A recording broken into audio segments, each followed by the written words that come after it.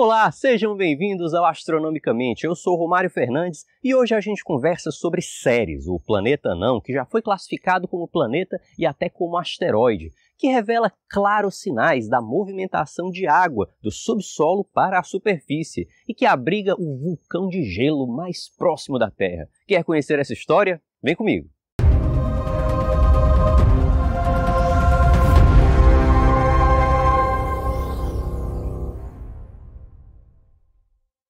Se você já conhece a história da polêmica reclassificação de Plutão de planeta para planeta anão, vai perceber que existem várias semelhanças com a história de Ceres. Se não conhece ainda ou não lembra muito bem do que aconteceu, dá uma olhadinha aqui nesse vídeo que eu explico direitinho como foi a história. Ceres foi o segundo objeto do Sistema Solar a ser identificado por meio de telescópio. O primeiro havia sido o planeta Urano em 1781. E a identificação de Urano parecia dar legitimidade a um modelo matemático chamado Lei de Titius-Bode, que era muito aceito entre os pesquisadores naquela época. A Lei de Titius-Bode previa uma distribuição espacial entre os objetos do Sistema Solar. Ela previa onde deveriam existir planetas. E ela tanto previa que deveria existir um planeta além de Saturno, mais ou menos onde Urano foi descoberto, como previa que deveria haver um planeta entre Marte e Júpiter. Uma revista especializada da época chegou a lançar um desafio formal para que os astrônomos apontassem seus telescópios para aquela região,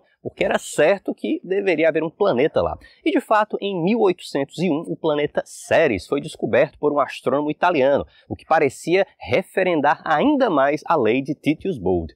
O que eles não contavam é que nos anos seguintes fossem ser descobertos vários outros objetos naquela região. Depois de Ceres foram descobertos Palas, Juno, Vesta e 50 anos depois já havia 15 objetos localizados naquela região.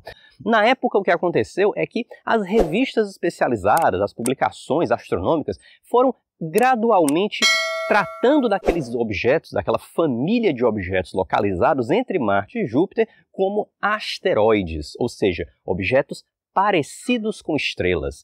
Parecidos, obviamente, do ponto de vista visual, já que nenhum dos asteroides revelava um disco visível ao ser observado ao telescópio, diferente do que acontecia com todos os planetas.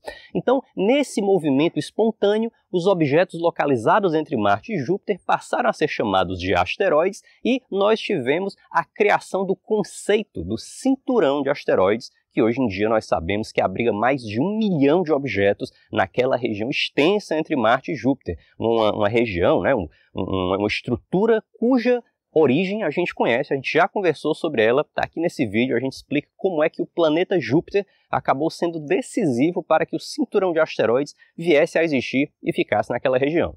Porém, Ceres sempre chamou a atenção em meio aos objetos daquela região. Ao longo do tempo, os astrônomos foram percebendo que Ceres era o único objeto esférico em meio aos asteroides, que ele tinha o dobro do tamanho do próximo objeto em termos de diâmetro e que ele concentrava 1/3 da massa de todo o cinturão de asteroides. Esses fatores, somados ao fato de que os astrônomos ao longo do tempo foram percebendo que os asteroides eram verdadeiros fósseis do processo de formação do Sistema Solar, resquícios do que não entrou na composição dos grandes planetas, isso tudo fez com que, na primeira década desse século, fosse desenvolvida a missão Dawn, que tinha o objetivo de estudar exatamente os principais objetos do cinturão de asteroides, que eram o asteroide Vesta, o maior asteroide do cinturão, e o planeta anão Ceres. Naquela altura, a gente já tinha Ceres reclassificado como um planeta anão, já que ele atendia aos quesitos de ser um objeto que orbita diretamente o Sol e ser esférico, ainda que não dominasse a própria órbita. Então, no mesmo movimento em que Plutão foi rebaixado, exatamente por essas razões, foi rebaixado de planeta para planeta anão, Ceres foi promovido de asteroide para planeta anão e se tornou o menor planeta anão do Sistema Solar e também o mais próximo aqui da Terra. Então, a gente teve a missão Dawn, que saiu aqui da Terra.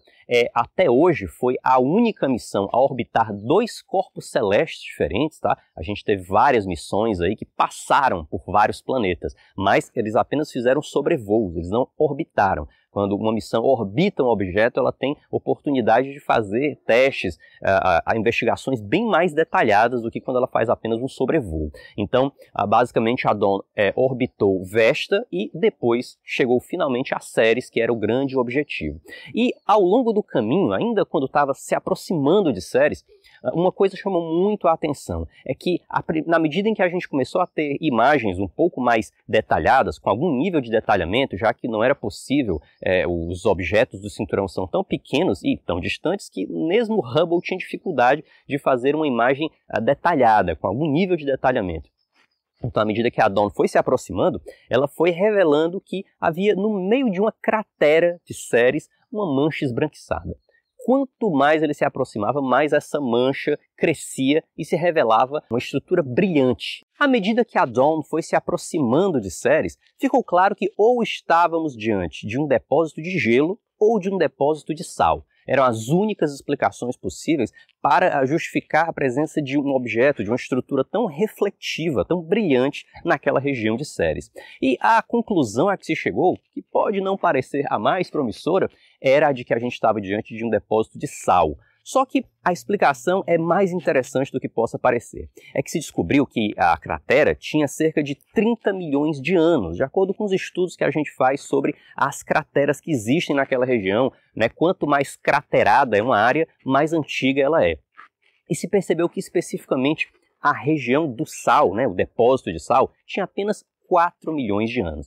Essa diferença de tempo mostra que deve ter havido algum processo que fez aquele sal aparecer ali muito depois do surgimento da cratera. E a hipótese considerada mais plausível para explicar isso é justamente a presença de água. Deve ter uma espécie de fluxo, deve ter havido uma espécie de fluxo de água saindo do subsolo e chegando até a superfície. E aí quando a água, provavelmente, óbvio, para se movimentar assim, a água líquida chega até a superfície de um objeto como Ceres, ela só tem dois caminhos. Ou ela evapora ou ela congela.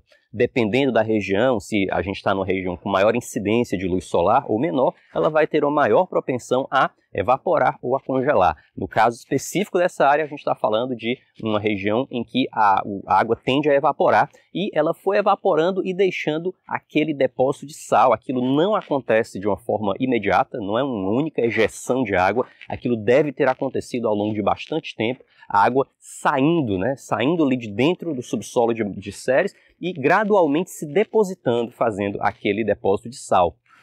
Só que isso não é tudo. Outros depósitos ao longo do tempo, depois que a Dawn fez um mapeamento mais completo de Ceres, outros depósitos, na verdade mais de 100 depósitos menores de estruturas salinas foram detectados na superfície de Ceres.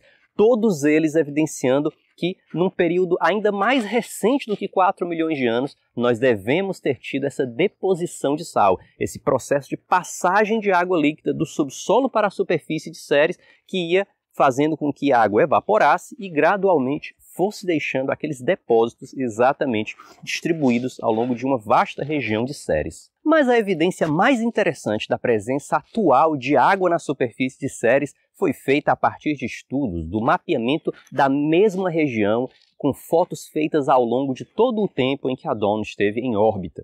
Havia uma variação no grau de nitidez da imagem. Especificamente naquela área, ora a imagem estava mais nítida, ora estava menos nítida. A análise cuidadosa desse detalhe levou a uma evidência muito forte de que a gente estava lidando com o vapor d'água. A água vaporizava após deixar o subsolo de Ceres e ia pouco a pouco assumindo o estado gasoso, e aquilo ali turvava a imagem, deixava a imagem ocasionalmente mais nítida, ocasionalmente menos nítida. E isso tudo corrobora com o modelo que a gente tem para a estrutura física global de Ceres. Porque diferente dos planetas rochosos, que têm densidades médias de 5 gramas por centímetro cúbico, o que é bastante compatível com estruturas basicamente feitas de rocha e metal, Ceres tem uma densidade média que é de pouco mais do que 2 gramas por centímetro cúbico, o que é compatível com uma estrutura feita de rocha e água, rochas hidratadas, com sais, é exatamente o que se poderia esperar de um objeto com essa densidade. Então, a ideia que se tem é que sob a superfície de Ceres existe bastante água, talvez até um oceano global, mas não exatamente um oceano como a gente poderia imaginar, né? Um grande depósito de água líquida fluida. Provavelmente o que existe de forma abundante em Ceres é a presença de água misturada com grandes quantidades de sais, que deixam que ela fique semilíquida, né, mais ou menos líquida em temperaturas muito abaixo de zero. A depender dos sais que estão dissolvidos na água, ela pode chegar a ficar num estado líquido ou semilíquido, algo mais ou menos pastoso, em temperaturas de até 100 graus abaixo de zero. É exatamente isso que explica a última e talvez mais extraordinária descoberta da região ali de Ceres, que é o vulcão de gelo. Ali a gente tem o vulcão de gelo mais próximo da Terra. E como é que esse vulcão deve ter se formado? A gente tem, quando observa Ceres, a presença de uma montanha que chama a atenção, porque Ceres é muito plano, as diferenças de altitude são muito pequenas, mas existe uma montanha específica, o Aruna Mons, que tem cerca de 4 quilômetros de altitude. E é curioso porque de um lado de Ceres a gente tem essa montanha e do outro lado a gente tem uma grande cratera de impacto. Então, a hipótese que a gente tem é a de que houve esse impacto centenas de milhões de anos atrás, de um lado de Ceres, e como Ceres não é tão grande assim, a energia desencadeada nesse processo acabou atravessando todo o planeta não e saiu lá do outro lado.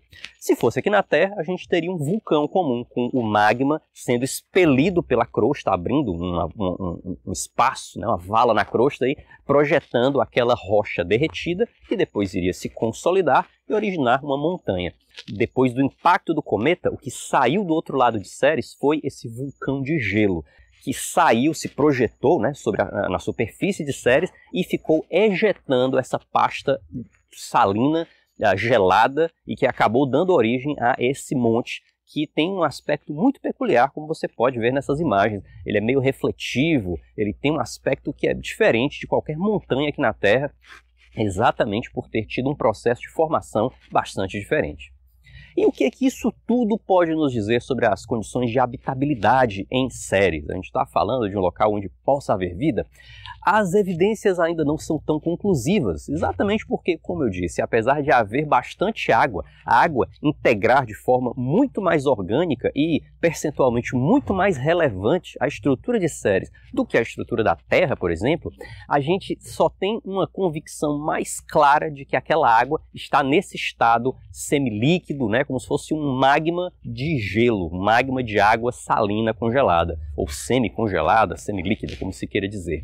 Então, não está claro ainda se a gente tem grandes depósitos efetivamente de água líquida, que seria o ambiente mais propício para a existência da vida.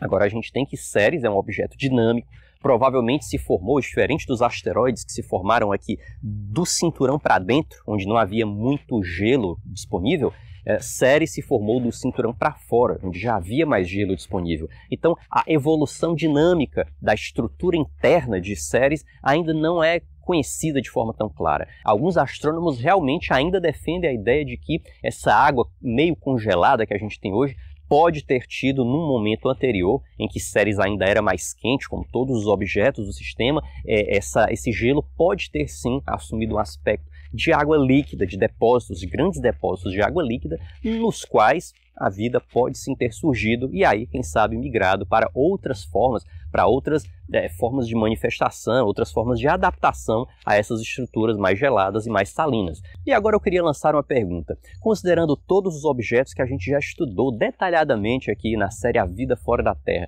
qual deles você acha que seria o mais promissor para a gente encontrar vida hoje, no momento presente? Deixa aqui nos comentários, por favor, queria saber a sua opinião, saber o que você está achando disso tudo, para a gente poder avançar, né? Agora a gente vai caminhar para o sistema solar exterior, vamos para as luas de Júpiter, para as luas de Saturno e vamos ver onde é que essa viagem nos leva, tá bom? Se você gostou desse conteúdo, por favor, compartilhe, ajude a levar ciência para um mundo cada vez mais necessitado disso tudo, tá bom?